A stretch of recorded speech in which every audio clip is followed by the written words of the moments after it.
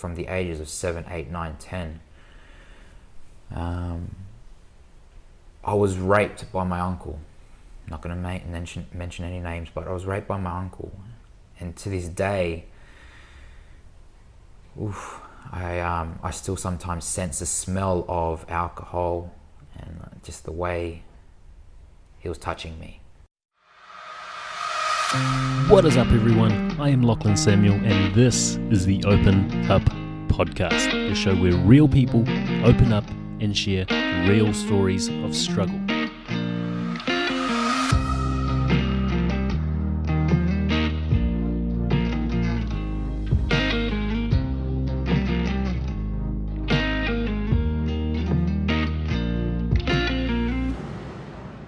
Good to go?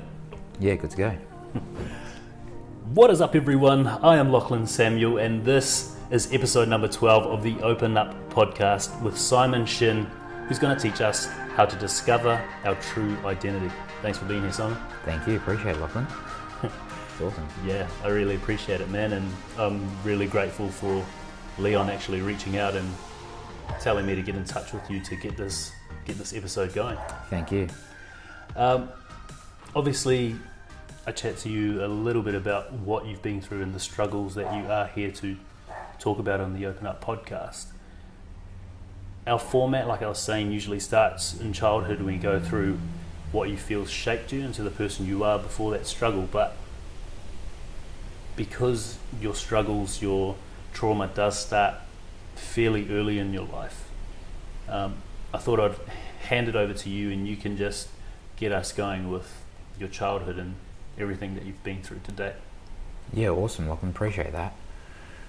I guess it started early, being the first generation born Korean. My parents came to Australia with literally little to nothing. With that in mind, I had an older sister that was born a year older than me. And yeah, struggled so much in terms of my family life that my parents had to foster me out here and there due to the fact that they couldn't afford to take the care or cost of living for my sister and I. So memories obviously start from there. My protection, or my winning formulas you would call it, of how to protect myself started when I was a childhood, where I was being physically abused by the caretakers that were looking after me. I remembered vividly certain aspects of my life where I was beaten, thrown across the room and locked in a cupboard that was one by one. My saving light during those times was pretty one of those sausages, those frankfurts. Yeah. Because they didn't feed me as much. Well, what I assume is that they didn't feed me that much. They used to have these rolled up frankfurts on the table, and I used to, being a little kid, to take and just run into this cupboard and lock myself into this cupboard. And that's where it all shaped. Even going into school, being the only Asian in a very Western Sydney suburb, I was the only Asian kid. So bullying was pretty much my best friend or my second nature. So I saw the toilet bowl or the toilet flush more than I did see chalkboards. And it's something that I always share. I was beaten, bashed, just singled out like I didn't belong in the community. And it felt like I wasn't meant to be alive. And I think that was the starting point where I started battling. So moving around, my dad's dad died when he was 12, so his grandpa became his dad just because he didn't have a dad. Yep. And he came over from Korea and saw the struggle between my mum and dad and obviously the kids, and he brought me back in home. And obviously, a long story short, he noticed that my dad couldn't afford us, including himself. So one night after we came back from dinner, I think it was from my grandma's house, this massive chaos happened and just wreaked havoc. I looked out the window and my mum was screaming not to. And there he was hanging. He committed suicide. And a couple of years ago, my mum revealed a letter, she mentioned that he wrote in Korean, "For I give my life so that you may live." And it was one of the most powerful statements that I think I carry on to this day, especially when I relate it back to my religion with Jesus and God. So, moving on, obviously that didn't really change the fact that my mum and dad still struggled and found it hard to live. I was living with my grandma from my mum's side and my grandpa. Like, my grandma and I are best mates. Like, to this day, there's a hierarchy of ways of speech that you have to have conversations with. But my grandma and I talk like we're best friends, and people often look down upon me with the way I talk to my grandma, but my grandma used to say to me in Korean, who cares about them? Really, who cares about them?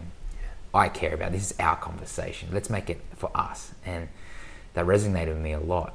And with your grandma, having that special connection with her, was she the first person you really connected with like that throughout your childhood?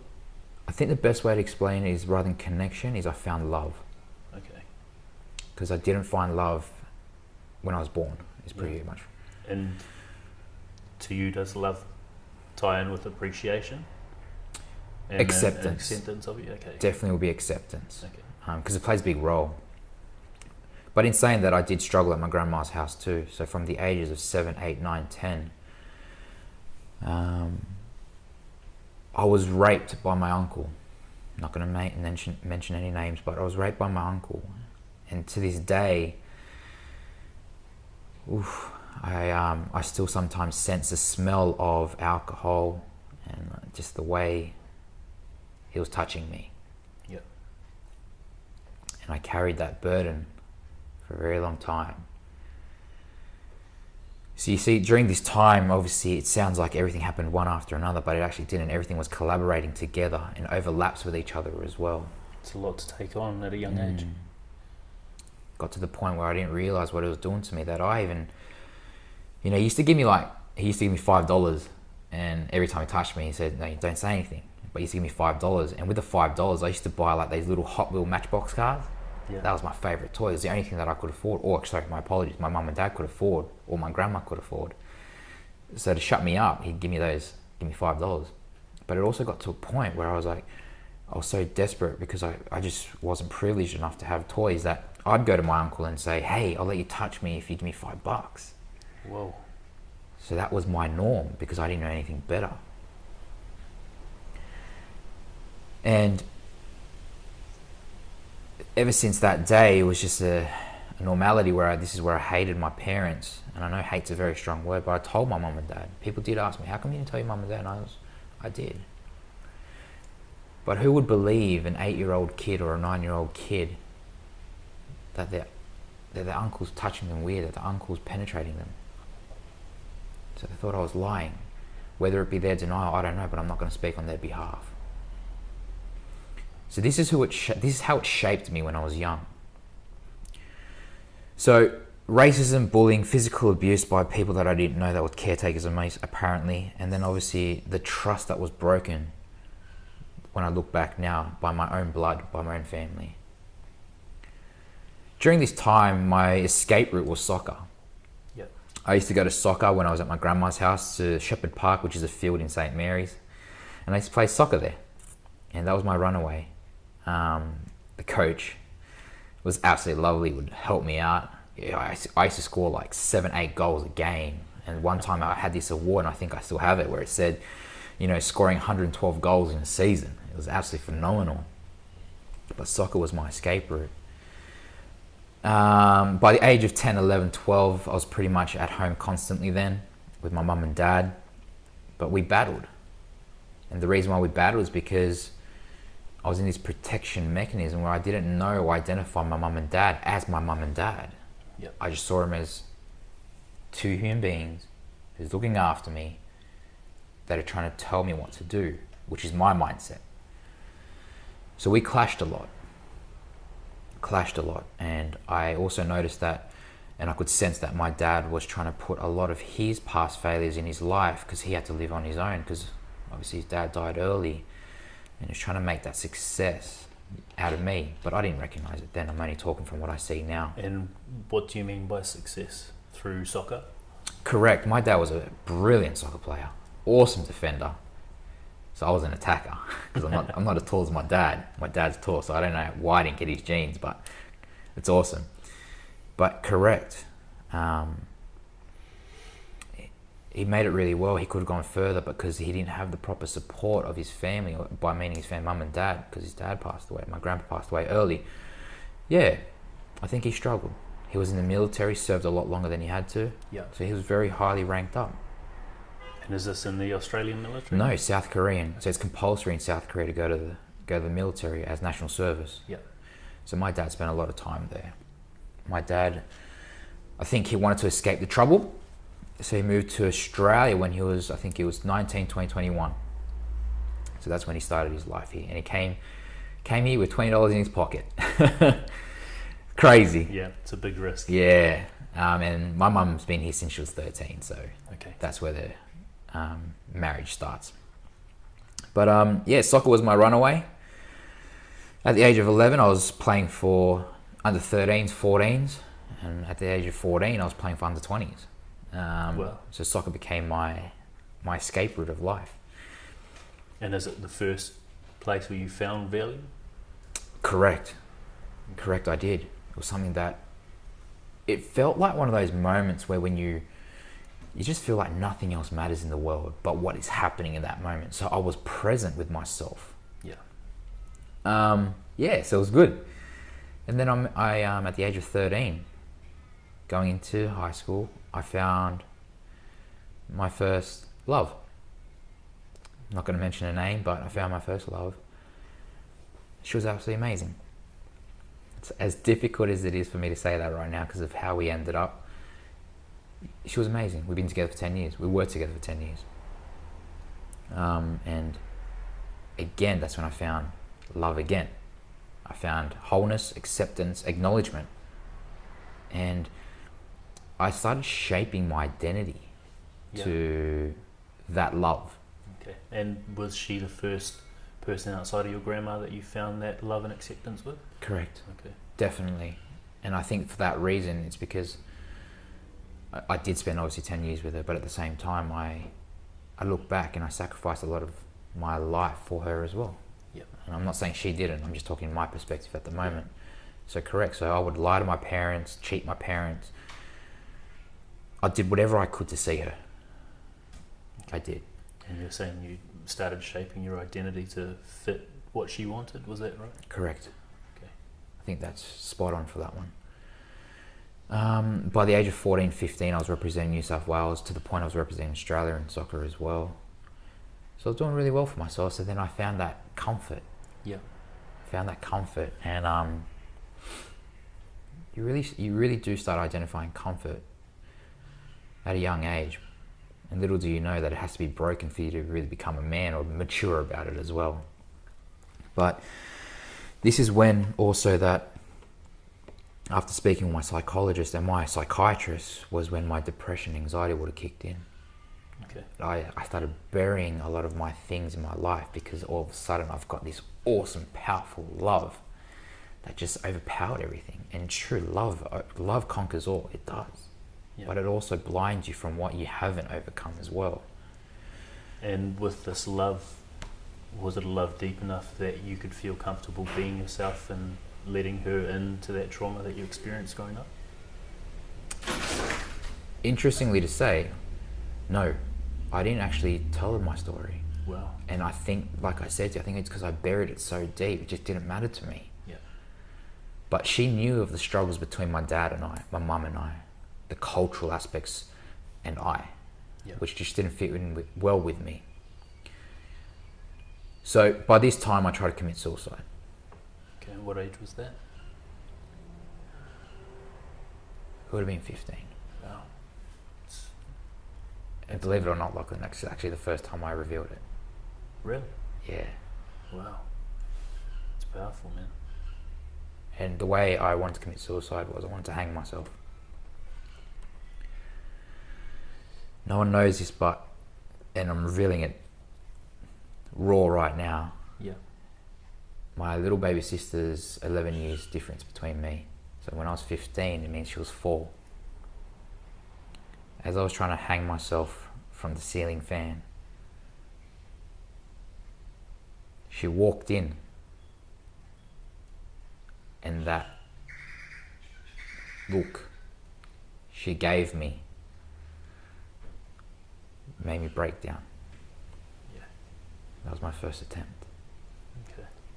And I know you had a strained relationship with your parents, but was that carried down to your siblings, your younger siblings at that point as well? Or did you have a love and respect for them? For my siblings? Yeah. I love my little baby sister. Okay. And I think it was because I tried to protect my little sister from what I went through, from my parents, that I spoiled her. Yeah. Whatever she wanted, I gave it to her. And it's because by this age, 15, 15, I started working. Wasn't good at school. Well, supposedly I was, apparently, but by year 9, because I was representing soccer, I hardly went to school. So I was good at all curriculums that were required until year 9, and then I started working, so I started getting some cash behind me, and for that reason I spoiled my little sister, and I try to give that power to my sister. And she talks to me a lot. She does. She talks to me a lot. So that's that, and obviously there's a big gap in between 15 to 21, which is where my next life begins as well. And what I mean by next life is that for 6 years, it was just constant battles between my dad and I, my mum and I, what I wanted. It was one of those moments where I was like, you're just trying to control me, trying to rule over my life. And I hated them. Yeah. And my mum and dad are very strong Catholics. And what I mean by that is they're very spiritual people. And in that time, I literally said, F God. God doesn't exist. Why do you put him onto me for? And I turned my back against God. So coming to 21, I got engaged with my partner then. And I thought heaven and earth was just coming my way. It was awesome. But then this is when it all went downhill as well. It turned. She turned. It became to a point where I realized that we went to a marriage counsellor. And the marriage counsellor, the subject was how to overcome confrontation with each other. Yeah. And so we both have turns in arguing, fighting for our views. And marriage counsellor looks at me and she's like, Simon, you handle it really well. You really listen to what the person wants. And you cater for that. And you make sure that it's what they want. It's awesome. And obviously my partner had her turn. And bluntly said, she's like, wow, you're selfish. To her. And those words, it was like a light bulb moment for me. And it just made me realize, wow, what is going on? Okay. So this counsellor telling your partner at the time that she was selfish, and you saying you had this light bulb moment, was that selfishness there throughout the relationship and you just molded yourself to fit what she wanted you to be, or had it only become present in the later stages? No, you said it really well. I agree that I molded myself, and the reason why I molded myself is because I didn't want to lose that love. Yeah. I didn't want to lose that comfort. Obviously, yeah, of being fostered out and having your grandfather, take his life in order for you to have one. Yeah. I'm guessing that love and acceptance would be something that you wouldn't want to lose, so I can understand. Yeah, definitely. Why you'd shake yourself. Yeah. No, you're definitely right. And this went on for a year. So by the age of 22, we were meant to get married very soon. And then I called it off. And there was obviously the denial aspect of it to the re-chasing each other aspect of it as well. And still to this point, I was just in this very empty space of, I'm not comfortable, but you know what? I'm going to party it up. So I don't drink or smoke or do drugs. So But even when I say party it up, I just went out with my best mates and we just had a good time. We went to clubs, and so I was born and raised in Sydney, so I went to clubs in Sydney and stayed out till late, things that I couldn't do. I just started doing. I guess the best way to say it was being stupid. Yeah. So masking the pain? Definitely. Try burying it is probably the best way to say it. Yeah, okay. Yeah, I started try burying it. And then, yeah, just one night when I was sleeping over my best friend's house, I realised that I was spiralling down, and then I wanted her back. Okay. And by this time, it was too late, because by this time it was just too late. And do you feel like you wanted her back because you're scared of losing that, what you deemed as this acceptance, this love, or were you scared of losing what was actually there? I'm going to go with the first point. Okay. Because I remember when I was heavily depressed, I felt like I lost it, and hence the reason why I was chasing something again. Just lost it. Yeah. And it's the comfort and love that I lost, not the package. I don't know how to explain it properly. I met this absolutely lovely friend of mine who also counselled, mentored me. Her name was Faith Papuni, and I mention her name proudly because she saved my life a couple of times from committing suicide too. I almost jumped off a building in Hurstville, next to the Hurstville RSL club. I think it was 4 or 5 levels high, and I just wanted to jump. Yeah. And I called her for some reason, and she asked me to, look, let's meet up, let's talk. So things got really tough. I just spiraled down even more. Anxiety kicked up, couldn't breathe, and I was lost. I was so confused. Felt very uncomfortable, and I hated the pain, and I suffered a lot. And at this point, was Faith your only means of reaching out, or was she the only one you could talk to openly about this sort of stuff? She was the only one I could talk to openly. Okay. Only one. I couldn't tell my mum, I couldn't tell my dad, because I had that hatred, because my mum and dad disapproved of my partner then. Okay. And my partner worked so hard for my mum and dad that it eventually got blurred out because she just had enough. Yeah. And what about your grandma? Is she still around at this point? Yes, she is. Okay.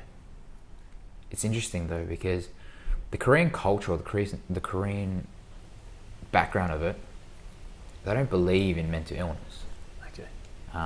Whether it be an old school mentality, I'm not quite sure, but it was very firm to say there's no such thing as depression. Get out of it. You know, why are you being like this? Just get out of it. You'll be fine. So it's not that I didn't like or appreciate my grandma saying that to me. Mm-hmm. It was just more in terms of I already pre-assumed for her that she just wouldn't understand. Okay. Is it very much like a working class type of upbringing? Yeah, I would say so. Okay. Definitely would say so. Because we see that and we identify that from how the suicide rate has increased over the last 10, 15 years. Yeah. So it's just the mentality that I had, that I pre-assumed on my family, that they just wouldn't care. And it's true, my mum and dad knew I had depression, anxiety. Yeah. When they knew I broke up with my partner then, they knew I was going through a tough time. But I just didn't want to speak to them about it. Of course, they've broken your trust before. Yeah, 100%. They didn't believe me, it was probably the biggest factor of it. Yeah. And if they can't believe you about something that traumatic, then why would they believe you about Correct. something like anxiety and depression, which already has the stigma around it? Yeah, correct. So by this time, I probably already tried committing suicide 4 or 5 times now. So I'm about 23. I just downed a bottle of pills. 12, 15, I'm pretty confident, so from memory. It was just whatever bottle I could find, I just bottled it. Just took it all. And it got to a point where I feared death all of a sudden. So I checked myself into the Sydney Clinic in Bronte, which is a mental institution. Yeah.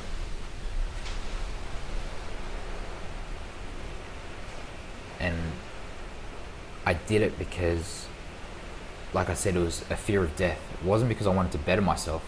I can definitely not say that. I can't say that I wanted to better myself. It's just I feared death. And I went in. And I just wanted to be alone. My mum and dad dropped me off. They said, "Are you sure you want this?" And I'm like, "This is what I want. I don't want to do what you want anymore. Yeah. This is what I want." So I went to hospital. First night, second night, suicidal thoughts kept coming. So I was on suicide watch. And then it got so tough. One night I messaged my partner, or my ex-partner, sorry. And how long had you been apart at this point? Probably about 4 months, Okay. 5 months from that time. Okay. And she already told me she moved on, found someone else Wow. after 10 years. I can imagine that would have been hard to take. Yeah. It ruined me. It ruined me. Didn't know how to take it. I told the nurses because I could feel my actions becoming a lot more dangerous to myself. So then the next day, the psychiatrist saw me and he decided to do hypnotherapy on me. Yeah. And he invited my mum and dad Mm-hmm. because it's important. It's just the process they had to follow. Yep. But they took me inside, did hypnotherapy on me, and this is when I realized that all my past just came up. Physical abuse. The biggest impact of me was the rape, which was diagnosed under my portfolio, my file, where it came as PTSD, but I just buried it. Yep. The mental abuse, I mean the psychological abuse between my parents and my partner then, and everything just tumbled down onto me. Keep in mind at this time as well, when I checked myself in, I had shares with a business, and I don't really want to mention the name. I had shares with the business, and once they noticed that I was going through a mental struggle, I actually got terminated from my own business. Okay. And that was my first failure business. So not only have you finally accepted that you need help, that you need to seek help for yourself, you've learnt that your ex-partner has moved on, and obviously having someone that you've loved for 10 years move on so quickly, you're going to wonder why that is, and what your shortcomings are, and what you could have done to negate that. And now having this business that you had shares in, decide that you're no longer fit to be a part of it. Yep. I can only assume that your self-worth, how you see yourself, how you perceive yourself, and how you value yourself was at the lowest point to date. 100%.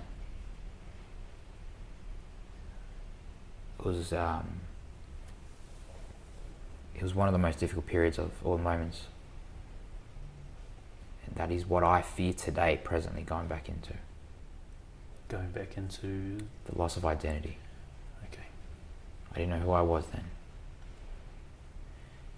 So what happened was, then I told my best friend, Michael Angeloni, I love him to death. He goes, "Simon, this is not you." So he took me to Thailand as a trip to just, again, I think it's to hide that facade. Yep. Or rediscover who I was in the past. Mm-hmm. And it took me to Thailand, Pattaya, and as I was on the plane, I still wanted to commit suicide. And this is probably my final attempt, which was my 9th attempt. Flying over to Thailand, Pattaya, this evil thoughts is coming to my head that, you know what, I'm going to kill myself. But believe it or not, this is the only time that I was actually satisfied and happy with it. I was excited for it. So being so excited for it, I knew how I was going to do it, because if I do it when people are around, obviously someone's going to try to save me, and I was just like, nah, don't want that. Let's do it early in the morning when no one's awake. So I had it all planned out. So still battling in my head. As we landed, my best friend goes to me, Simon, man, I want green chicken curry. This guy's Italian. And I was like, bro, green chicken curry, you don't even know what that is. You don't even like chili food. Why would you want green chicken curry? He's like, man, I'm just craving it. I just want it. Like, we had it on the plane. I just want more. I'm like, do you even know what it is? I was like, oh, you know what? Don't worry about it. All good. We'll go for it. And then he goes, but in Thailand, there's also this watermelon juice with honey, but it's specifically extracted. Yep. And there's a specific place that only has it, which was about 10, 15 minutes from our hotel that he identified. So I want this green chicken curry and we have to go to this restaurant. I'm like, man, we could have green chicken curry anywhere with watermelon juice and honey anywhere. He's like, no, I want to go to this one. All right, cool, we'll go to that one. So we went there, landed, put our bags off, we went to this restaurant. And he's munching down this green chicken curry, his watermelon juice with ice, just sculling it. And I didn't care. And the reason why I didn't care was because I knew I was going to kill myself. So why would I care? And I remember it to this day. I was just like so in present of the moment. I was just moving around, doing doing what I had to do. Got back to the hotel and then it hit me again.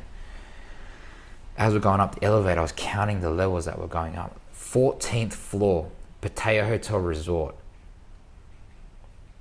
And I'm like, cool. This is the number. Both fell asleep. I was battling the demons in my head, and I'm like, you know what? Can't deal with it anymore. I'm gonna kill myself. So I walked to the balcony,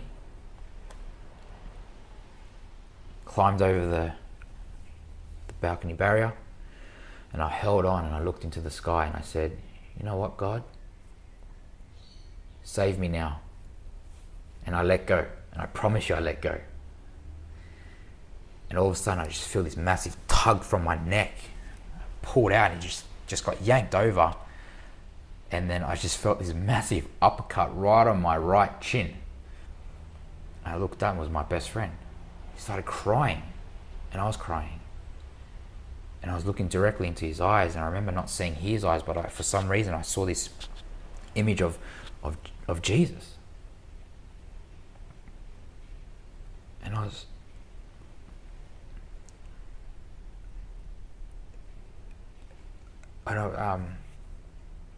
and I was crying because I just woken up to what was actually what was raw about it. My best friend's a boilermaker, so he wakes up at 2 a.m., 3 a.m. in the morning to go to work. So when he's on holidays, he sleeps in till like 1 p.m., 2 p.m. in the afternoon. Yep. Lachlan, do you know what woke him up? No. Food poisoning from the green chicken curry. Oh, how about that? Yeah. Imagine him sitting on top of me looking at him. If anyone walked by and saw what we were doing, they would probably assume something else, but he's got the runs, he's sitting on top of me, and he saved my life. And that's when I knew I had a purpose. Who tries to commit suicide 9 times and survives every single one of them, not by choice? And that's when I realized I have purpose. Not I found purpose, I have purpose. So went back to the hospital, and I made a commitment to myself. And it only takes a split-second commitment to yourself and make that promise that you'll do one thing. And that promise that I made to myself was I picked up the Bible. Mm-hmm. Out of all things, the only thing that was available in my room at that time was a Bible. So I read the New Testament in 2 days, 2 hours sleeps maybe, probably hardly any sleep, and I finished the New Testament in 2 days. And there were specific words in the Bible that enlightened me, such as when it says, for whatever you pray for, it will be given to you as long as you believe in the name of Jesus. Knock and the door will be open. Seek and you'll find it. Ask and it will be given to you. And what it started to grow for me was hope. Yeah. And the belief that whatever you choose to manifest can eventually come true. Correct. Yeah. And it repeats in the Bible. It just repeats in the Bible, just trusting God, trusting God. So I started trusting in God. You see, it was still tough because after I left hospital, I still had to face the reality of the world, and the reality of the world is harsh. Yeah. And I still had a lot of encounters. I still had a lot of run-ins. I just was not myself. So what I did was I went to Minchinbury Cemetery where my grandpa was buried. And as I was walking to my grandfather's grave, I was reading each grave's, I guess, the final message or the final word or engravement that they place on the grave before they get buried. And one stood out to me where it said, life's not just given to you. You have to give life to find identity. And it was so powerful for me that I started noticing that the way I shaped myself became in line to, okay, Simon, who are you? Who are you? Who are you that you can't even kill yourself? Who are you that you just lost all your businesses? Who are you that no one wants you? Who are you that no one loves you? Who are you? And then I went to church one night and the priest said to me, when you tell yourself that you're not loved and when you tell yourself that you are loved, both of them is right. But which one are you going to focus more energy on? And I was like, what's this guy talking about? How can I be right on both? And I asked him, and he said, no matter what you feed, it will always be true for you. Because no matter how many times someone can say to you, Simon, you are loved, it's not you're not loved, you won't believe him. So it's true. I was like, man, it's crazy. Yep. I think that's the quote, where attention goes, energy flows, and that's exactly what it's talking about. So true. So during that time, I started coming to the realization, I decided to do something called the Santiago de Compostela walk, the Camino in Spain. To give you an idea, you walk 813 kilometers from the Pyrenees of France to the coastal side, and you end up in Madrid, in Santiago. There's 1,001 different ways you can achieve it, but I decided to follow a specific route. And the reason why I decided to do this was because I watched a movie called The Way by Martin Sheen when I was in hospital. It was recommended to me by a Catholic nurse. And she said to me, Simon, you don't just go to these things because you watch it. You go to these things because you get called to it. So then I started getting in touch with my spiritual world as well. And as I made that commitment to say, you know what, I am going to go here, I had this urge as I was praying about it, because I started praying then, I had this urge to ask my mum. Keep in mind, I never had a good relationship with my mum. And I said, Mum, do you want to come with me? I'll pay for your flights. I'll pay for your accommodation. Let's go. So we went together. This journey, this journey of self-discovery was absolutely beautiful. You're walking 23.5 kilometers every day as an average. The most biggest day you have to do is 36 kilometers. You're walking. And it is an untouched, non-modernized suburbs that you're walking through. So everything is just as is. Some of the hostels that we were staying at had no TV, no Wi-Fi. It's just a room, wooden flooring, brick house, that's it. And by the way, as long as when you're walking along the way and you go to restaurants, wine is free, water you have to pay for. Okay.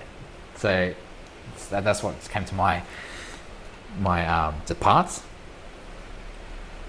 But I realized as I was taking this, the journey that I was taking on this walk was not easy at all.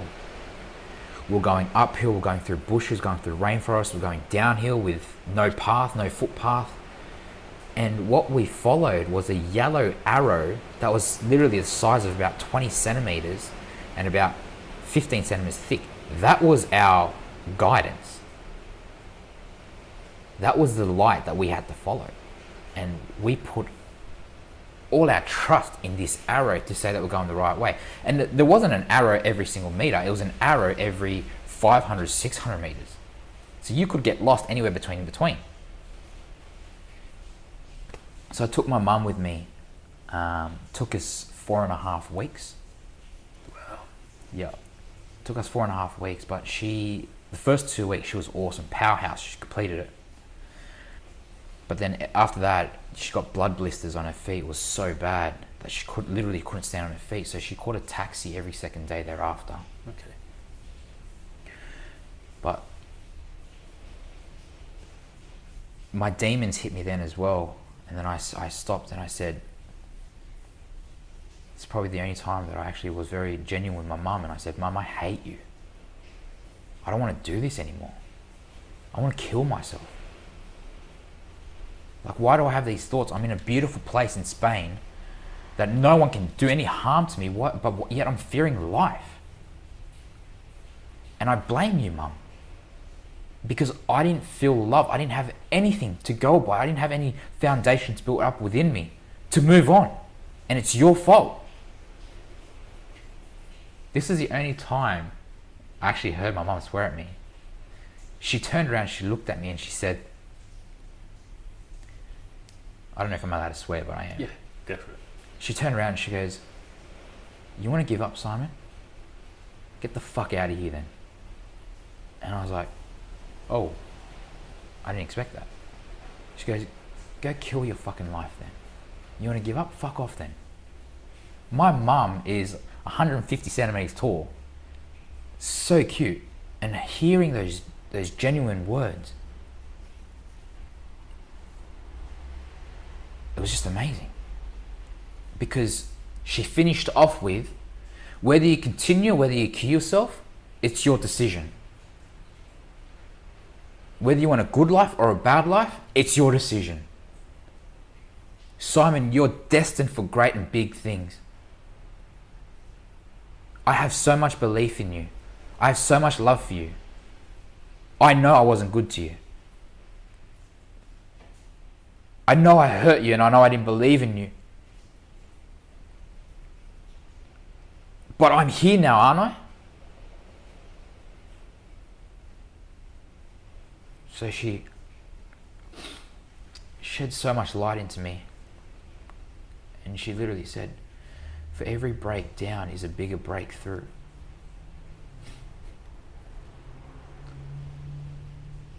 So I marched on. And what it came to the realization when I did the Santiago, when we arrived in Santiago, I found forgiveness for my mum and dad.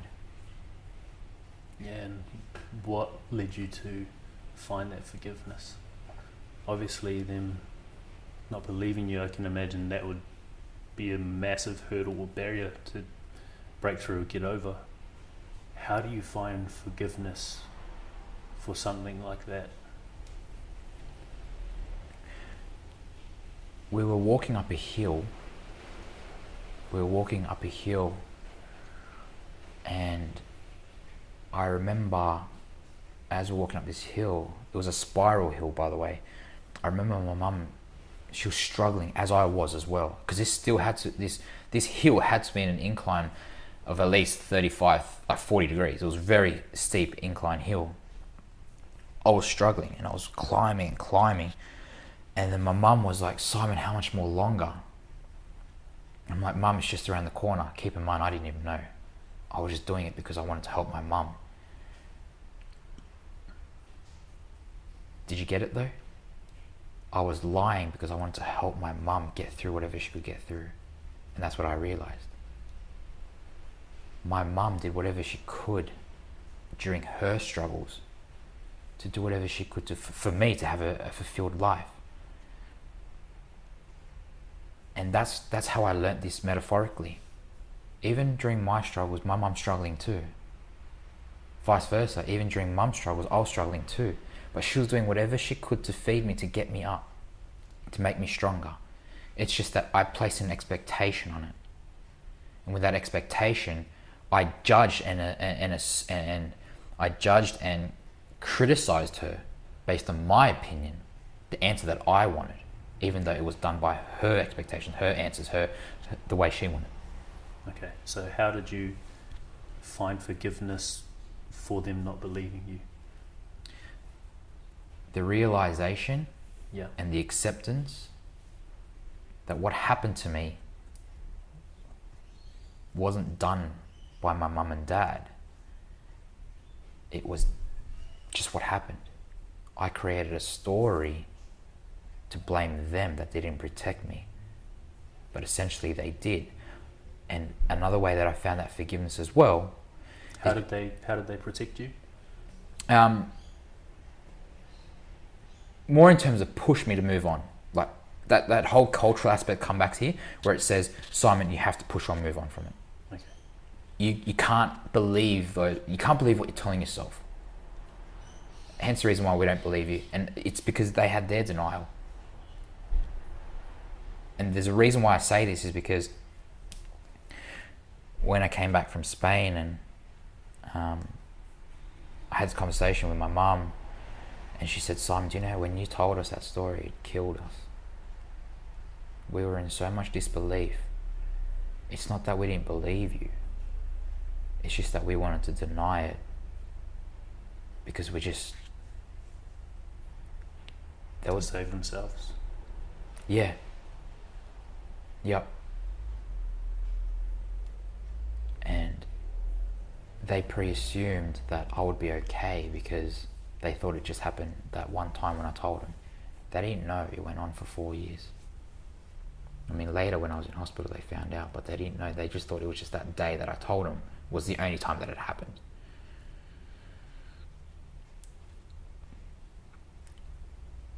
So I found forgiveness because I didn't want to tell myself a story anymore that I created in my head that they were to blame. It's hard enough forgiving one person, trying to forgive 3 people for something that happened once, or from that one person. It just didn't make sense to me. So the quicker I learned to accept the situation for what happened, rather than accept it for the whole story that I told myself that it happened, in terms of not feeling loved, I'm allowed to be abused, my parents didn't love me, I don't trust anyone. I had to drop my ego down for that. That was a hard call. A very, very hard call. But it became across to the point where I forgave my mum and dad. Okay. And did you have to do that to allow yourself to grow and progress? Yes. Forgiveness is a very, very strong part of your growth. And remember how I said to you earlier that my best friend said to me, this is not who you used to be. Let's get back to that. I realized that God was breaking me down because he didn't want me to become the person that I was in the past. He actually wanted me to be the new me. He wanted me to build myself with new core values, new core beliefs, and identify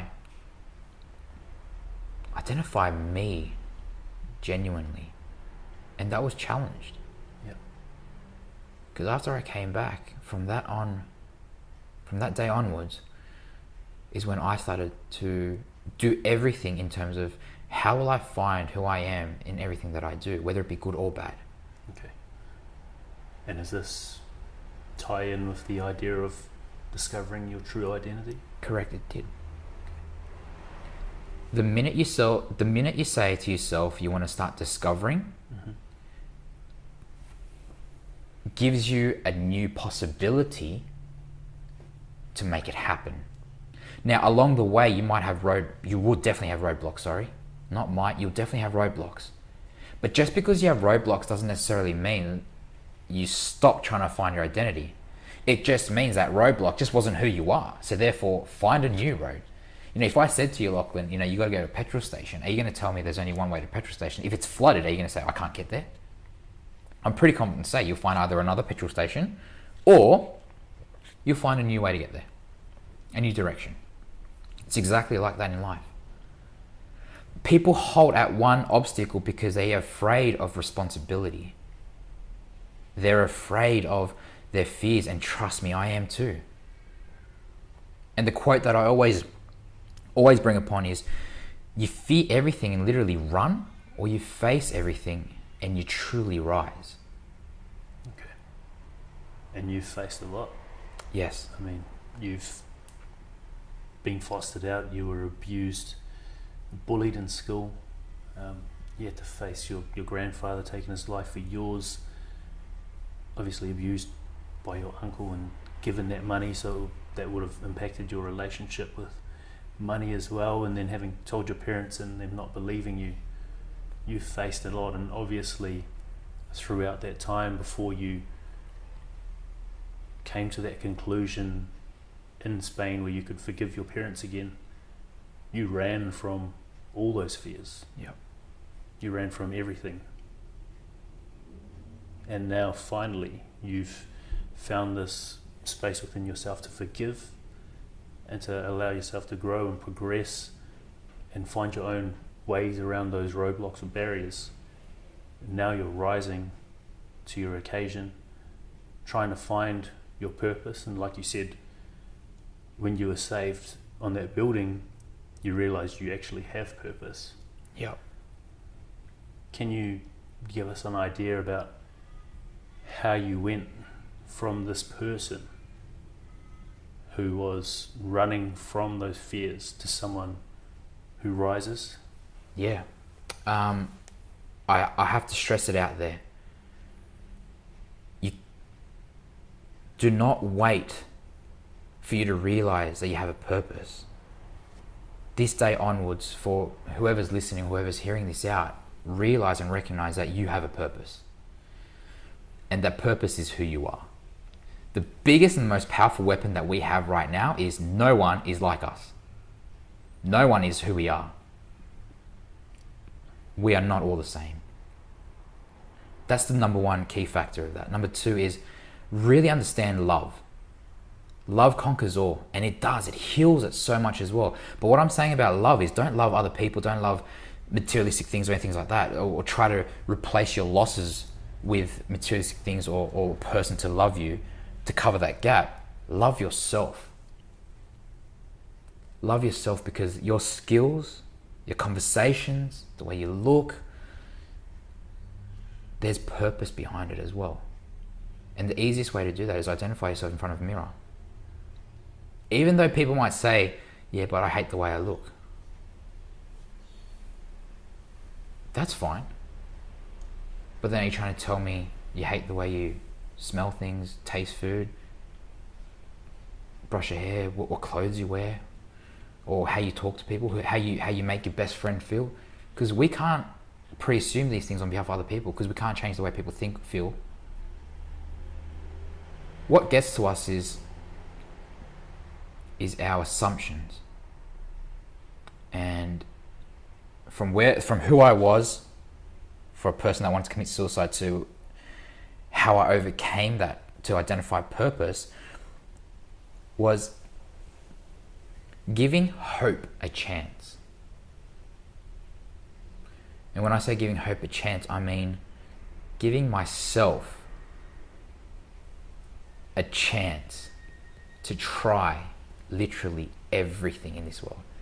If someone says to me, I've tried a million ways, I'd say, no, you haven't. Or if someone said to me, I've tried every single way, no, you haven't.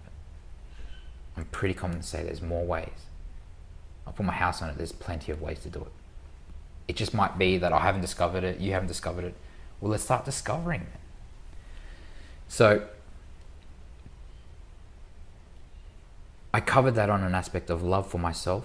Mm-hmm. And then in terms of spirituality for myself is my backbone purely was based on the Bible. Yep. God and Jesus. So scriptural. And what I mean by that is I had an expectant heart to find a word from the Bible. And what does that mean? You have an expectant heart, but when you read a certain verse, as you're reading the verses, you relate or you somehow try to collaborate your life into what the verse is trying to say to you. And then you discover the opportunities that that verse has for your life. It might not necessarily come in that present moment, but it will eventually come to your understanding. And if it doesn't, you just keep reading. The Bible has so many different scriptures, so many different parables, and it says the human mind, as you read along, you only remember specific and important points of a certain book or statement or words only if it means something to your life. So if it doesn't mean anything to you, as you read, you'll forget it. But what I'm trying to say is if you forget it, that's fine, there's nothing wrong with that, because if you read it all over again, it might actually mean something to you in that present time. Yep. So therefore you can relate to it. So they're the two major factors that how I identified the beginning path of discovery to finding my identity. Okay.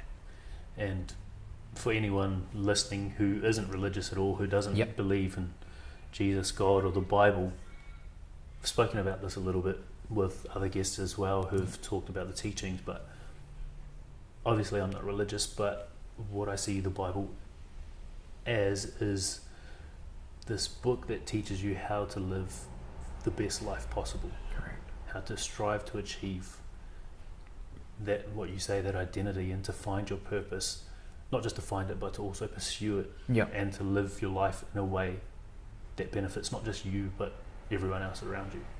Yeah. And it's amazing that you found that, especially being someone who, like you said, thought, fuck God. Yep. That's pretty powerful, man. Yeah. And I totally get it as well, Lachlan, when you said to me, what if someone that doesn't read the Bible, or someone that doesn't have a religion behind them? My next best advice would be, well, then discover it with someone so close to you. Some people might say, but I don't have anyone close to me. I'm like, cool. Well, then discover who can be close to you. Have that opportunity, open up the possibility that someone is there for you, and be open to it.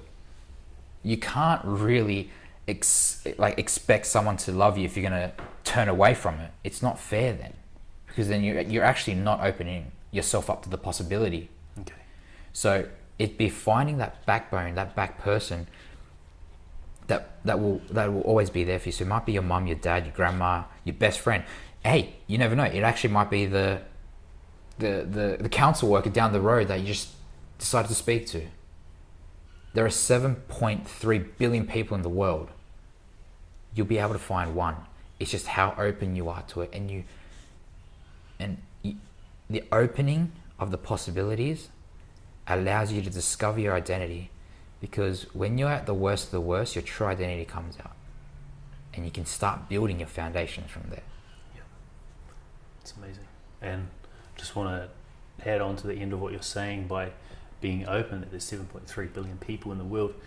If you weren't open, not just with others, but with yourself, open enough to accept that you're going through something as horrific as the thoughts you had in your head, and actually checking yourself in, being open about what you were thinking to your parents and to the staff where you were, and then later on to your friends, you might have actually been successful in taking your life, and then we wouldn't have you in the world chasing this purpose and helping people find or discover their identities. So opening up for you was a major help. Correct. And that's something I want to stress to people out there, and that's the reason for this podcast, is that opening up is the first step to recovery. Correct. It's amazing, brother. Yeah. I guess if we want to step back a little bit and go through some of the the trauma that you actually have been through. Yep. Some of the trauma that you've talked about, and it's nice seeing people, whether you believe in it or not, find whatever it is they need, to chase that purpose. Yeah, very true. Going back through what you actually have been through, that trauma. Yep. I want to understand how, I guess, some of the more significant trauma that you have suffered through or been through.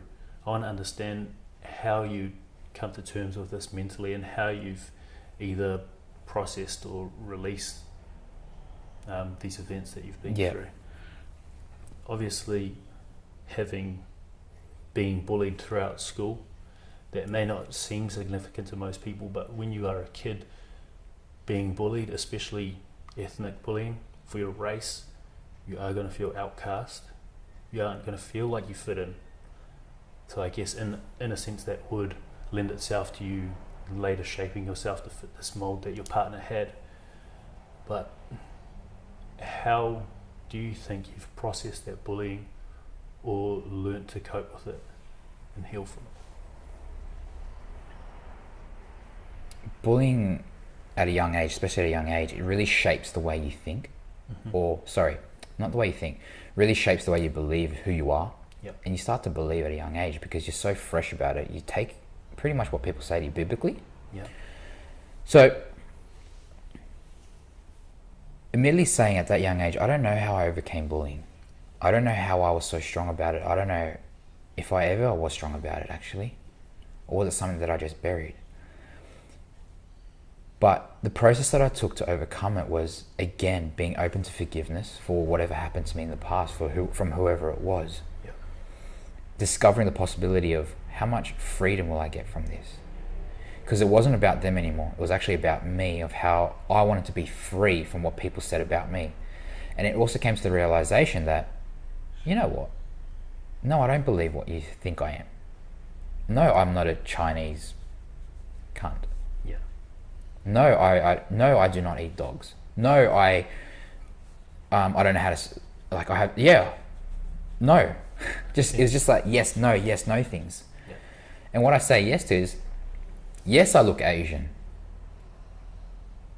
Doesn't mean I'm not proud of it. It doesn't mean that I hate the way I look. And it also doesn't mean that I can change it.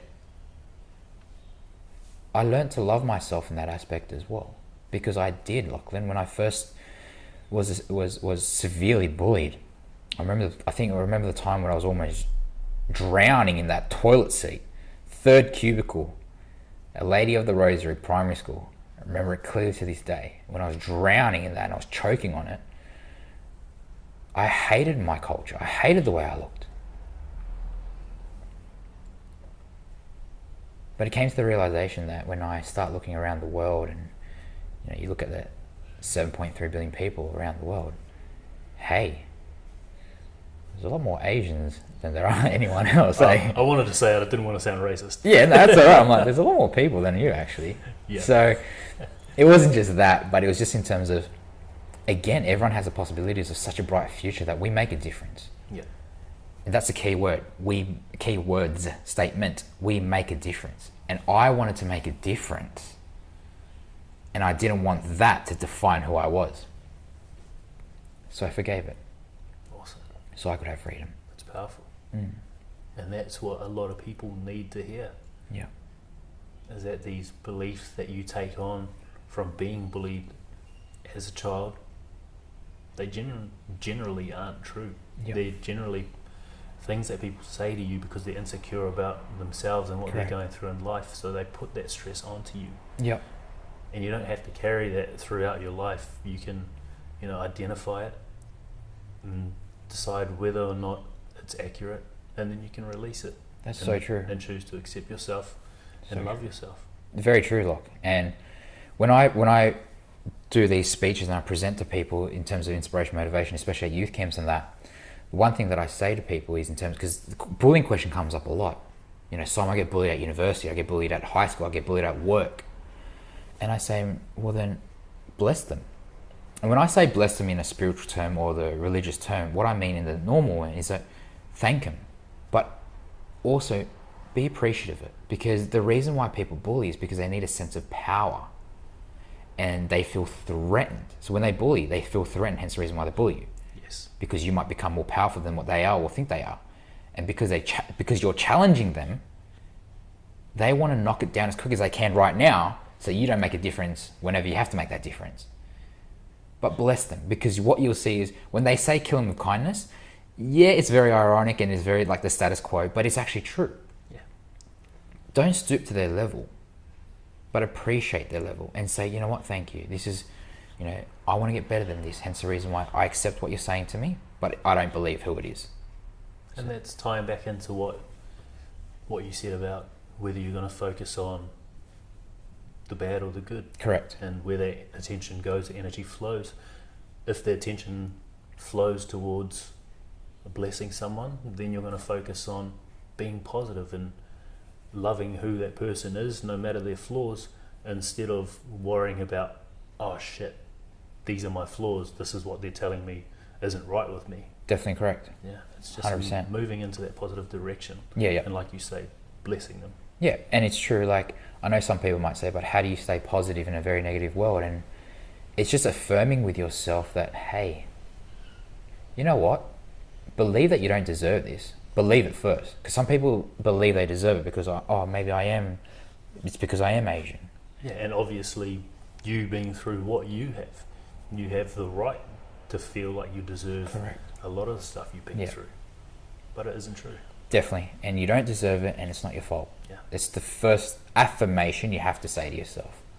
And then from there on, seeing that positive aspect of it and appreciating that these guys are struggling too. The reason why they bully you is because they feel threatened by you. Yeah.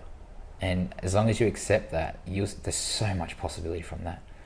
So much possibility. And in terms of staying positive, no one, I don't care who you are, no one can stay positive every single day of their life. You are going to have those moments where you are negative, where you are questioning why the hell you are being nice to someone who's, you know, negative or mean to you. Correct. But like with, I guess, the Bible, people reading it over and over, it's that affirmation, it's that constant use, it's teaching yourself how to be positive. And like you were saying, with these barriers being your biggest learnings or lessons, it's when you use the positivity, those affirmations, those teachings, while you are going through something negative and horrible, like someone bullying you, is where you learn the biggest lessons about yourself. Correct. Absolutely. That's cool, man. Now, moving on to the rape, and I know you did talk about having forgived your mother and father, because this was a story that you had created to put the blame on them. Yeah. How have you processed what actually had happened with your uncle, and I guess how have you managed to cope and heal? I think healing has and is taking a lot longer than I kind of expected or anticipated, only because I buried it for such a long time, and then all of a sudden coming up when I was at the Sydney clinic. Yeah. I did the Landmark Forum recently, and the Landmark Forum identifies how to close or complete with your past. Okay. And is that so you're not attaching that past to you, so you're not taking that further? Correct. Okay. What I identified, or the opportunity that arose from it, was how do I complete with my past so that when I go forward, it's not my past that's fueling me, it's actually me presently now that's fueling me to be successful. Yeah. So instead of letting this burden or this negativity fuel you like most people do, being looked down upon because they're in a poverty-stricken situation, Correct. wanting to achieve success, you're letting this new, I guess like you said, the yellow arrows guiding you in Spain. Yep. You finding your identity and your purpose, allowing that to guide you instead of this negativity. Definitely correct. Because what I've come to discover is that if we allow our past to fuel the drive and hunger and ambition of why we want to be so successful, when something wrong and when something does go bad, we actually get crushed 10 times more because we relate it back to our past and no, I can't. And then if you struggle to make it work continuously, you always compare it to the past. And hence the reason why a lot of people can't see and won't see breakthroughs, because they relate it to something that happened in the past. What I'm trying to say from here is that how I became to that realization was, as tough as it sounds, I had to set myself free. And what I mean by that is I accepted that I cannot change the past. I accepted that what happened to me, I also told myself I didn't deserve it. No one deserves that. And it also came to an opportunity where I said, even though it's not going to fuel my past, I'll make a difference. I'll make an impact for kids that suffered to have a chance of life fully and abundantly by making a difference. Cool. So you've taken that traumatic event, that struggle, and you've taken this lesson, which is what you've learned to accept that it isn't something that you deserved. Correct. No matter what you may have thought before, whether you were asking for money for it or not. And you're going to take that on using this new identity to help others in the same situation, which is powerful. Correct. So the two words, Lachlan, that I really want to stress, that how I helped myself overcome this, was acceptance and forgiveness. Cool. And is this forgiveness for yourself or for your uncle, or both? Both. Okay. Definitely both. And it's important that it's both. Yep. Because some people might say, why do I have to forgive him and things like that? But you're not forgiving him for the other person. Remember how I said it has to start becoming about you now. Yeah. The forgiveness is to set you free, to break those chains. And forgiving him is not to say that you're bringing him back on the same level as you, or whoever on the same level as you. It's just saying, I forgive you because I want to leave that in the past. You have to really make that confirmation to not bring your past to where you are presently. If you're going to forgive someone about the past, leave it in that past. Yeah. So they're the two strong words that I have, is acceptance and forgiveness, and that forgiveness means both that person and myself. Yeah. It's powerful, man. And congratulations for finding that acceptance for both of you. Thank you. And in saying that, I do want to say I'm actually in the process of calling my uncle to say it verbally. Wow. I can't even imagine how scary that is. Yeah, it's actually, I'm in the process of calling my uncle and want to verbalize it to him. Because I know I've worded it to people, I've worded it to my partner, I've worded it to my mum and dad. Yeah. I just don't feel as though, personally for myself, that it's complete. It's complete. Okay. That's powerful, man. Yeah. I'm really glad that you went to Landmark and that you can have these sort of realizations. Yeah. No, definitely. That you value yourself enough now that you can actually take these actions, take these steps. Yeah. To progress your life no matter what you've been through. Definitely. And in saying that, I actually contacted my ex over the weekend and I said, wow. I asked for forgiveness, not with no expectations. And that's the best way to do it. Yeah, definitely. Make sure when you do something, you got to do it in a way where it's purely from your heart. And what I mean by heart is have no expectation in return. And I said, look, I forgive you. Whether she wants to write back to me or not, because she didn't answer. So I was like, I'm not going to give up on myself that easily. I'm not going to let myself get away with it. So I texted her.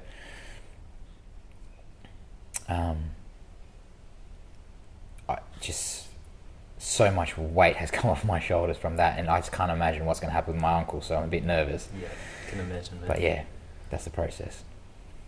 Okay, and I guess moving, we probably don't need to delve too much into your engagement and how that broke down. I think we'll stick more along the lines of the suicidal thoughts and the depression and anxiety, how have you managed to process that and heal from that? The depression, anxiety comes and goes, Of course. admittedly saying. And I guess I want to really share with the viewers or the listeners out there that it's normal.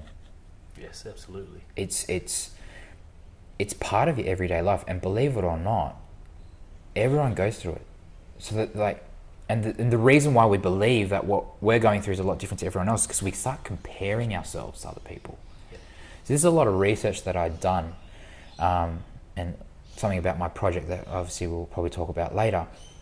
We compare ourselves so deeply from the point of view that the pain threshold that we're feeling right now, and we try to portray that on someone else and have that comparison when they don't feel that pain. Yep. But everyone feels pain differently as well. So depression, anxiety will always remain.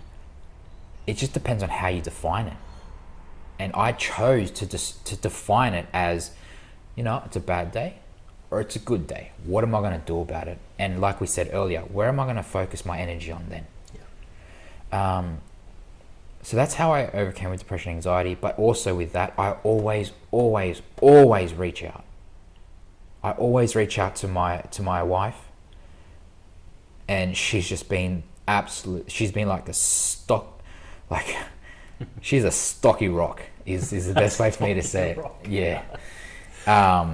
Not just a rock, she's a stocky rock. She's like bigger than Mount Everest for me. That's how big of a backbone she is to me. And it's not easy, I understand that. But just the fact that she's there for me, it means the world to me. And it supports me. But I always reach out. I also reach out to my business partner. His name's Shane. And this guy is like, he's like a Google in his head, and it's just the way he talks about things and he presents himself is absolutely phenomenal. And I do look up to him. I do. Amazing. I do look up to him because he's absolutely beautiful and I love him to death. I reach out to my best friend Michael as well. We might not see eye to eye. The same one that my best friend. Yeah, the one that saved me. We might not see eye to eye, but I still reach out to him just to talk. And now I reach out to my dad. Wow. And what brought about that change? That my dad, even though in my point of view he didn't do it the way he should have done it, he still tried. Yeah. And I recognize that. He tried to give me the best life possible with what he knew. And what he knew was the military, so... Correct. And what he knew was he had to become a father figure to his 4 brothers since he was 12, because that's when his dad died. Wow. Yeah. Because he's the oldest of 5. Man, he's had to go through a lot himself. Yeah. So, I know, one thing I didn't mention is I was on the brink of becoming... I signed my professional contract in soccer and everything, but I dislocated my knee before my goal was the London Olympics. I dislocated my knee and it shattered my dad, and he put that onto me. But I know why now, because he wanted to fulfill something. But then we came to that realization that, no, Dad, this is my life now. So. And have you had that conversation with him? Oh, definitely. Wow. And believe it or not, it was actually 2 weeks ago. Really? 2 weeks ago when I had the conversation with him. And that same conversation started off with my dad as well. I told my dad I hated him. But keep in mind, one day before I told my dad I loved him. Okay. But then I had an epiphany. I was like, no, Dad, actually, I hate you. And then we just worked through it. And then I told him I loved him again. So he's probably thinking, what is going on with my son? What's he going through? There's got to be a lot of love there on his side to have someone you love tell you they hate you. Yeah. I can imagine my daughter saying she hates me, and I would be a mess. Yeah. So for him to have the strength to work through that with you, that's powerful. Yeah, definitely. And that's something I think people listening have to acknowledge your father for. Yeah, definitely. But I was walking down the street and I overheard this conversation from a homeless guy, and he's talking to another homeless guy, and he was like, I'm doing whatever I can to feed the baby. And I was like, wow. No matter what our parents go through, all they think about is, I'll do whatever I can for my child. And as children, I think we forget that sometimes. Yeah. Even though it might seem sticky or messy and very hateful, it's actually up to us on how we define our story. Make that difference. Suicide and overcoming suicide from that aspect was learning to love myself. Yeah, that's powerful. And I think that's going to be the big takeaway from your story, is not only having the courage to open up and share what you're going through so you can bounce what you're going through off others, so that you allow yourself the opportunity to receive that love from someone else, to receive that advice, but most of all, to learn to love and accept yourself. Correct. And to know that you don't deserve what you've told yourself. Correct. You know, I had I was looking after a girl that's like a mentee to me, and she called me one night and she said, "Simon, I'll kill myself." And obviously for me, I have to make a decision on the spot. Like, how am I going to help this girl? I have to make an impact immediately. And I said to her, "Cheryl, what do you love about yourself?" And she goes, "Absolutely nothing." I'm like, "What can you give to others?" And she goes, "Simon, I talk to people, I comfort them, I do this, I do that." Like, she just mentioned this list that she could, and I was like, wow, do you hear yourself, Cheryl? That's so powerful. What I hear from you right now is how much power you have.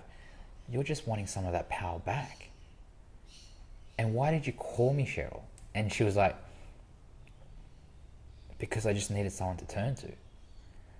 And I said, "And you turned to me because you knew that I'll give you the same love.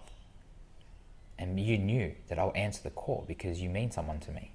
And he's like, "Well, yeah." And I'm like, "So then what makes you say that you're not loved, you don't feel good, you don't look good, whatever?" And she goes, "It's just how I feel." I'm like, "That's awesome."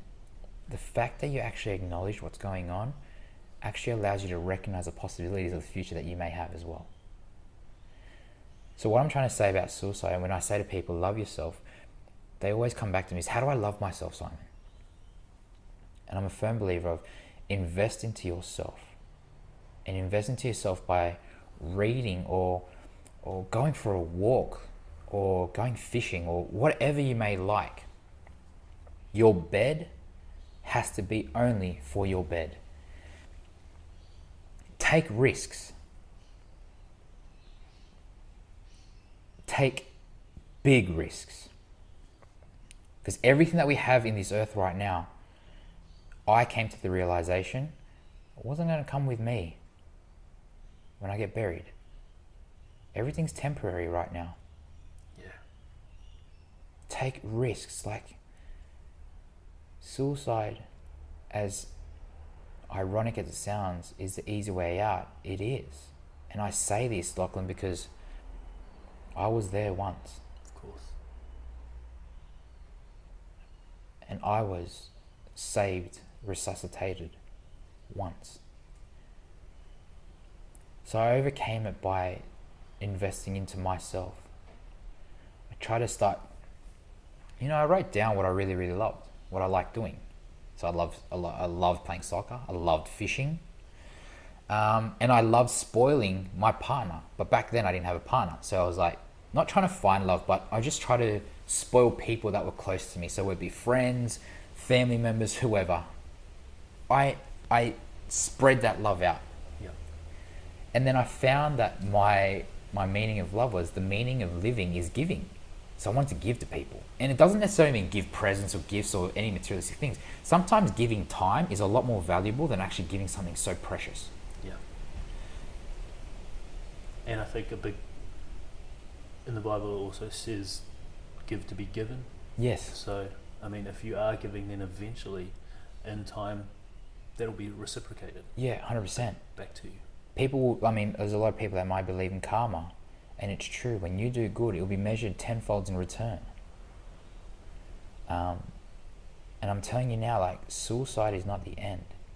If you really, really, really love your families, and this is what someone once told me, if you really, really love your family, you just hate the fact they don't understand you, keep in mind your suicide will then translate to other people. It means they'll have to deal with it. So my advice is really focus on who you are as an individual first. No money, no materialistic thing can change that for you. And actually can fill that void.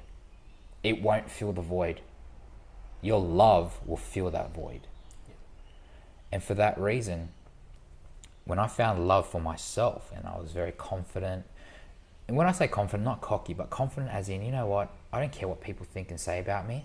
It might hurt me for that time being, but I'll come to the realization that actually I have an approval to say, you know, you are true or you are wrong, but that's up to me. And where do I want to spend most of my energy to find my identity?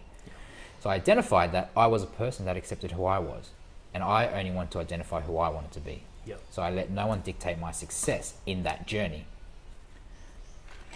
And then I found she found me, or I found her, whatever, found my wife. It's awesome. So that's how I overcame suicide. Reaching out, talking, loving, investing into myself. Just that formula right there is very critical. It's about you. And if we are talking about your marriage, obviously being engaged at 21 and having that breakdown, having that heartache and that loss, Yeah. and then now finding this woman who obviously makes you happy, Yep. who you didn't just get engaged to, you married. Do you feel like having that ability or that self-awareness to accept and love yourself, to open up and share what you're going through, has allowed you to find someone that can love you completely, that you don't have to shape yourself to fit into their mold? Best way to answer that, Lachlan, is that finding that opportunity first of, no, I found peace and emptiness. What I mean by emptiness is I cleared out all my past, Yeah. so that the love that I had or have for my partner now is just infinite possibilities, and it's so much more stronger because I've emptied the past out. And it's a love without fear as well. Yep, Awesome, definitely. man. Don't get me wrong, I still fear that I might lose her, but Of course. can't really tell her that too much, can I? But you're definitely right, Lachlan. Yeah. Like, value in that is so powerful. Yeah. And I guess if we're going back, I think it's an important point to get back to. If we are talking about suicide, and if we are talking about the repercussions on family, saying that suicide is, in a sense, taking the easy way out, it may not seem like that to people at the time, but what's a lot harder than taking your life is facing whatever it is you're going through. Like you said, rising against the fear instead of running from it. Yeah.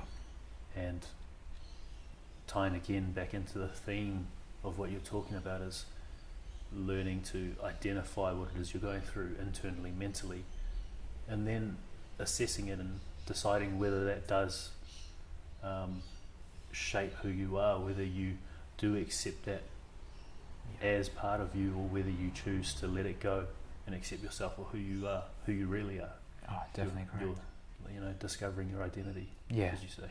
definitely true. And it's absolutely powerfully said, because when you identify yourself, you have to recognize that it won't be complete. It will take you forever, until your dying day maybe, to identify yourself. And that's where it stands, that's where it lies. And that's the beauty of life, is that we are constantly growing, constantly expanding our awareness and our knowledge. And that is the true beauty of life, is that we do get to learn every day. We do get to change. Yeah, We definitely. get to transform. Definitely. Awesome, man. So I guess, having been through all your traumatic events or your struggles, what would be No, actually, we've covered that. We probably covered that. Having been through your struggles and your recovery, Yep. using religion as your backbone, and now having this wonderful partner who you said is your stocky rock, Yep. your backbone, learning to accept and love yourself, and then discovering your identity and using these landmark, are they seminars or Yeah, or programs. landmark programs to help you progress and do that more. Yeah. What would you say your quality of life is like now?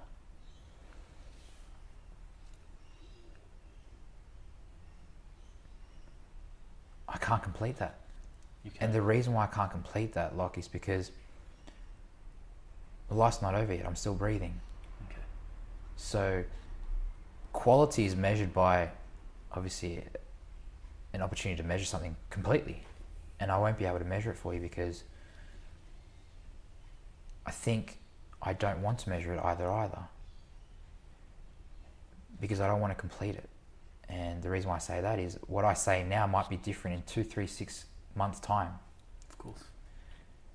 But one thing that I can assure you to answer that question in some way, form, is to say, I've got a new perspective, I've got new direction, but I'm very flexible to how it will all plan out. Okay.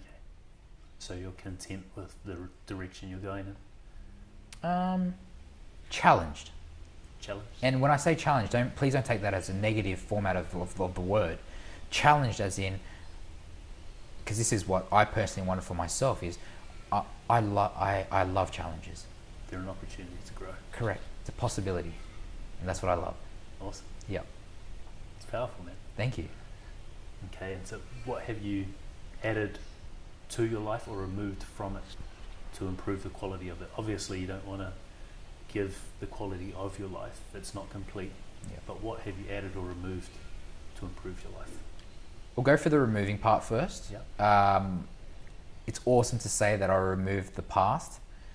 Damn, that's the best answer I've had so far. Yeah, remove the past. That's powerful. And I think I will sign, seal, deliver it once I forgive my uncle.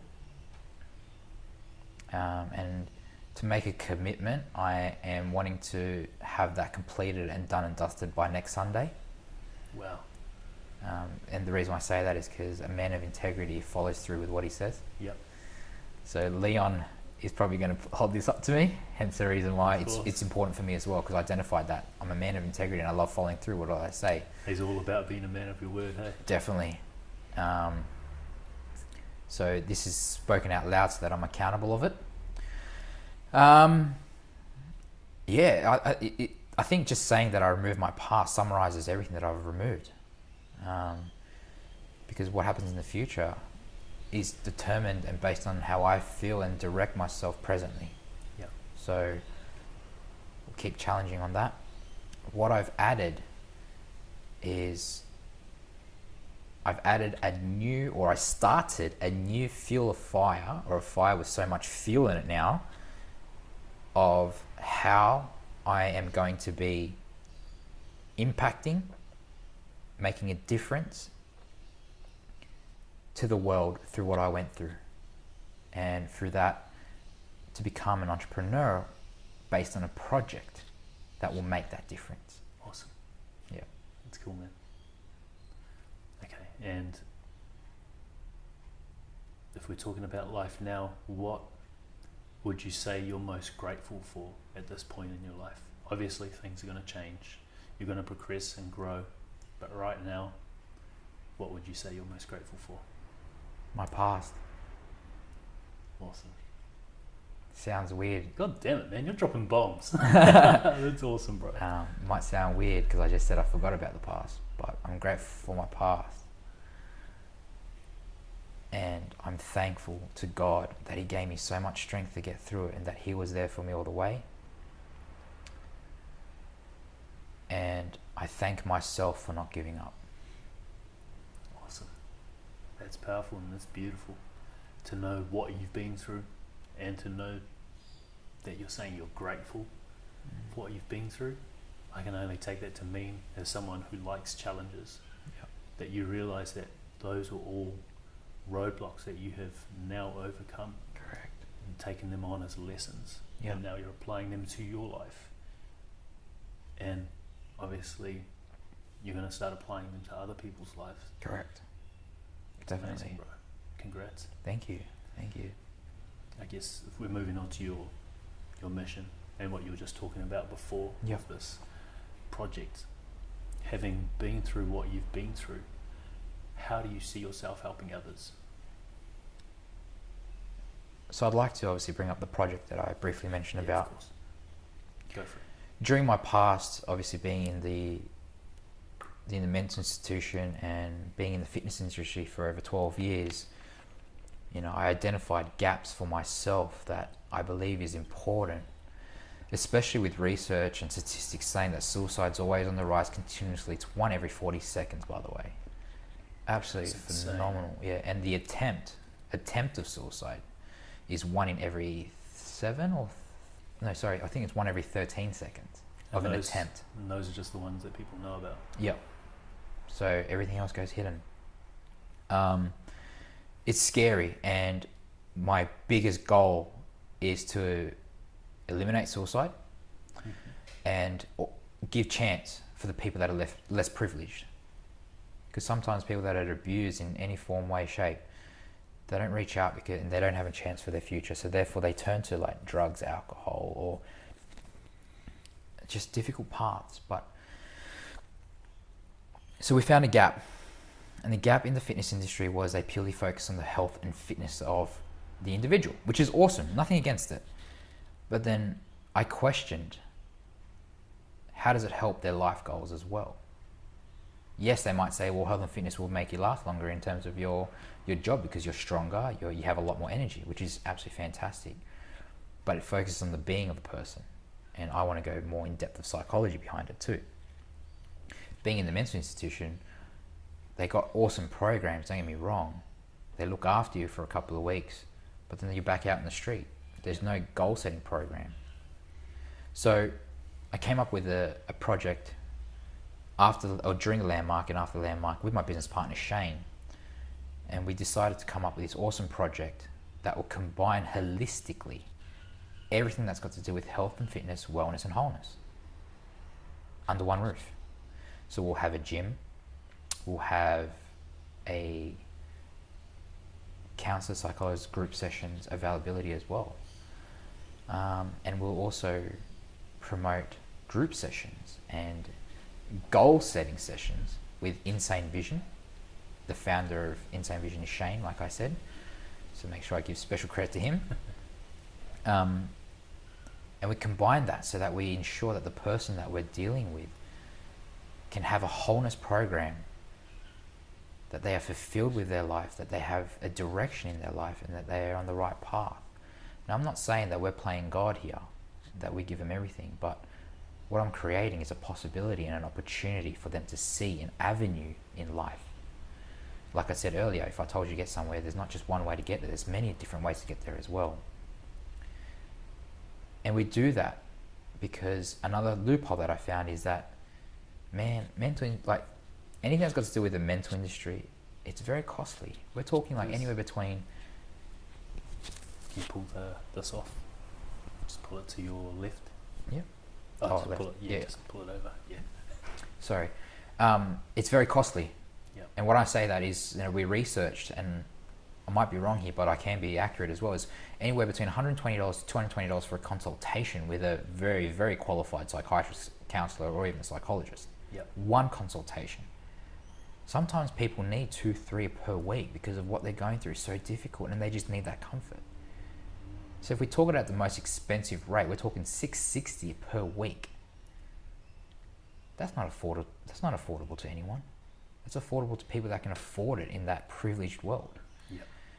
Nothing against them, but let's make it affordable for everyone, because everyone deserves a chance. So we've combined this program like a normal fitness routine, nothing different, and we're going to create 9-week programs under one roof to ensure that people connect, people achieve their goals, both emotionally, mentally and physically, and obviously with the physically say, we look after them in the gym environment. Cool. So that's the project, and that's how I want to give back. and I want to franchise that all around the world. Yeah. And another thing that I'm sharing is after franchising that all around the world, we want a minimum of 550 clubs.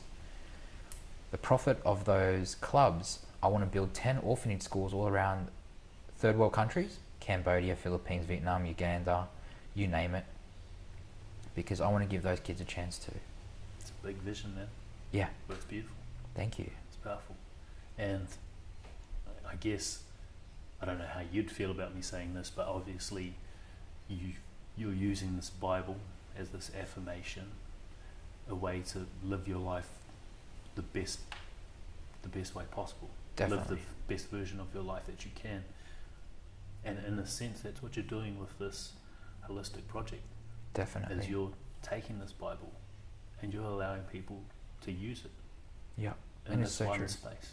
Yeah, correct. So congratulations. Thank you. And like I said, it's all about that reaching out. The endless possibilities are just up to our,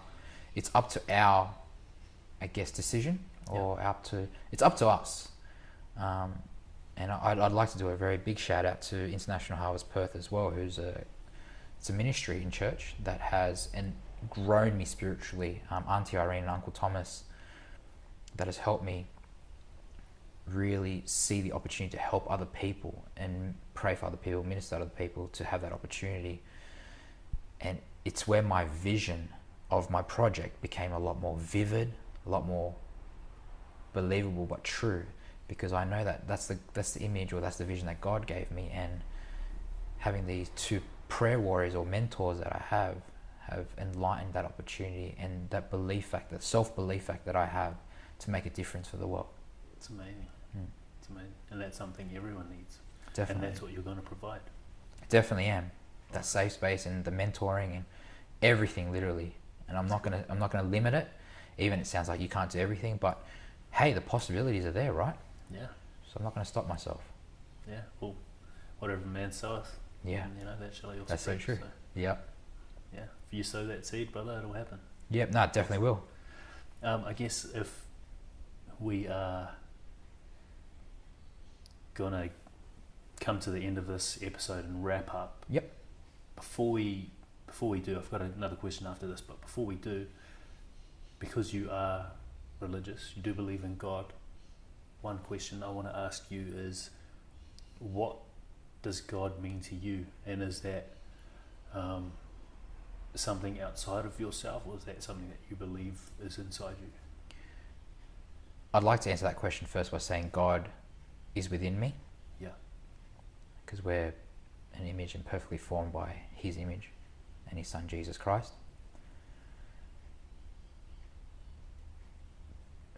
Best way to explain it, like, for God is like He's my savior. And when I say savior, that can be defined in all aspects of savior. Yeah. The one that gives life, the one that saves you from sin or saves you from the hands of suicide, depression, anxiety. He's my Father, and like a father, He will discipline me. And like a father, He will reward me and recognize me as who I am and love me as who I am. And knowing that lets me know that the whole world cannot love me and doesn't have to love me. But I know that one person that will always remain their love for within me. And remember how I said to you that I didn't feel loved? Yep. My whole life? I recognize now that God loved me this whole time. Through my past, through my present, and for my future. Awesome. So that's who God is to me, love. It's amazing, bro. I never ever would have guessed that. Yeah. That's cool. Thank you. So last question. Yep. If you had the opportunity to put a message on a billboard somewhere in the city, probably the freeway where thousands, hundreds of thousands of people would see it every day. Yep. One message you could put on that billboard for all those people to see, what would it be? You mean more than what you say you mean. That's cool, man. And what do you mean by that? I think I understand it, but I want to know Yeah, no, 100%. your meaning behind it. We tell ourselves who we are based on what the current trends of the world is. So when we see social media, people get so many more likes, and then we'll all of a sudden, just because we only get 1 or 2 likes, we think, oh, maybe we're not as good as we are. Yeah. If someone looks absolutely beautiful and stunning or handsome on TV and we don't look like that, we tell ourselves, man, I'm not good looking enough. Yeah. I must not mean that important. So what I'm trying to say is your identity, when you find that identity of purpose, Yeah. means a lot more than what you think. And you cannot say to me that you've already found that where you are right now, because like I said, the reason why I didn't want to close my am I content with the quality of my life right now is because of that reason. Yeah. Because it's an open book. Yep. And you're still writing each page. Yep. And it's up to us. It's not up to anyone else. It's not up to anyone else but us. Hence the reason why you mean 7 million, a lot more than what we think. Yep. And if we follow our actions based on that message in itself and take risks, like I said, the possibilities are infinite. It's our own limitations that stop us from doing it anyway. Yeah. So why put a limitation to it? Be bold, be calculative, be measurable, but take risks, big risks. Cool, man. That's my message. Awesome. To wrap this up, for real this time, Yep. I just want to acknowledge you for not only what you've been through, but how you've managed to process and heal, and how you're using those lessons from everything throughout your life. I can't even imagine having to go through half of that, let alone all of it.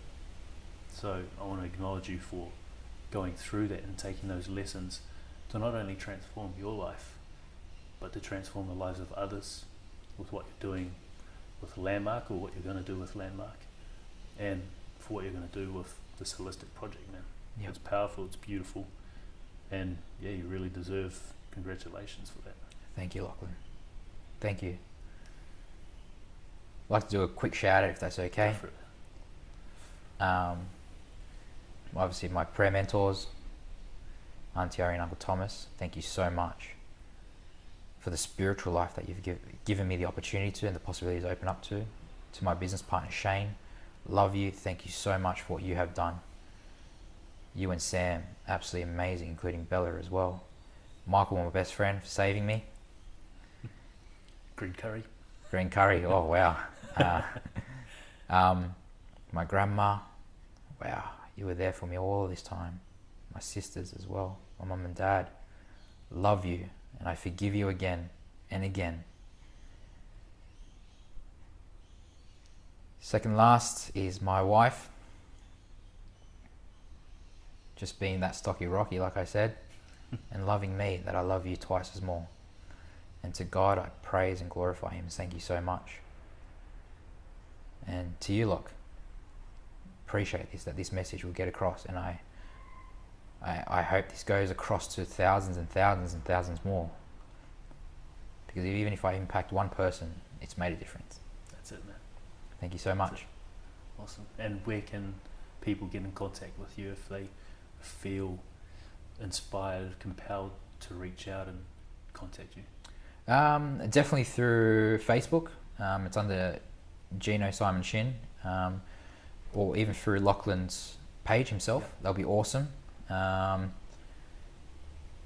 So they're probably the two best forms at the moment. I mean, I don't want to give too much personal information away, but they'll be the easiest to approach and reach out to me. I'm mentoring a lot of people as well through the whole mental illness and the health and fitness industry, and plus the business in itself for entrepreneurship for different age groups. So don't be afraid to contact me. And that's it. I'm an open book for any new page. Awesome, man. Thank you. Yeah. And I'll put that contact in the show notes. Awesome. Cheers, brother. Thank you very much. It's awesome. I think the real big takeaway from this one will be the self-acceptance and that self-love that he actually found. Now, if you are looking to get in contact with Simon, of course, a link to his Facebook page will be on the Open Up Podcast post on Facebook, and it'll also be in the show notes wherever you're listening to this podcast, whether that's Stitcher, iTunes, or any other Android platform. Of course, as you know, Open Up, this podcast, is all about encouraging people to open up through hearing and resonating with these stories that people courageously open up and share on the actual podcast. Spurring people to maybe go out and tell a friend, tell a loved one, or even go onto platforms such as our private story sharing group on Facebook. Now, if you want to be a part of that, if you want to go on, just read through some of the stories and see how you feel, see if you can work up the courage or muster that courage to actually tell your story, whether it's for the first time or the 10th. Go on, have a look, read through some stories, see if you resonate, and if you do, that's perfect, that's beautiful. Share your story, and I know you'll get tons of support and advice from people who are going through similar situations to you. And look, hey, if you go through those stories and you really feel compelled to share, but you're still not quite sure, that's fine. Keep listening to the podcast, keep reading through those stories as they're posted, and soon enough, you will find that courage to share. You will find that courage to break down your self-limiting belief, whatever you fear about exposing to someone else. And you will open yourself up to love. Now, switching gears onto something that personally I'm super excited about, and I actually can't believe this is happening. Open Up will be at a live event this August here in Perth, Western Australia, and honestly, I'm so stoked. Open Up and myself will be hosting a live panel discussion on resilience and recovery at the Positive Life Expo and workshops on the 18th of August. Now, Positive Life Expo and workshops is an all-day free event where there will be motivational speakers, industry experts, health and wellness products and services, plus fun and exciting activities.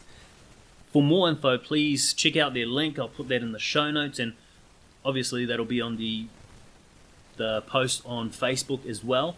So grab your free tickets while they last, because these things take off like hotcakes, and if it's anything like last year, they won't be around for long. So please, I implore you, if you are looking to improve your resilience, if you are looking to improve in any way, shape or form, then I implore you to get along to the Positive Life Expo, 18th of August, here in Perth, WA, and of course it's free. So if you are looking to get that ticket, I'll give you the web address right now. It's striveandthrive.com.au, striveandthrive.com.au, and you can get your free tickets there. Like I said, I'm so excited to be a part of this and to be hosting this panel discussion on a topic that's so near and dear to our hearts, especially everyone listening to this. We all have struggles, we all have dramas and trauma we have to deal with, but to be in a position like this, to openly speak about it, to have a panel openly speaking and discussing it, man, that's just mind-blowing, and I'm super privileged to even have this opportunity with you and with Open Up. So thank you guys so much. Love yous. Ciao.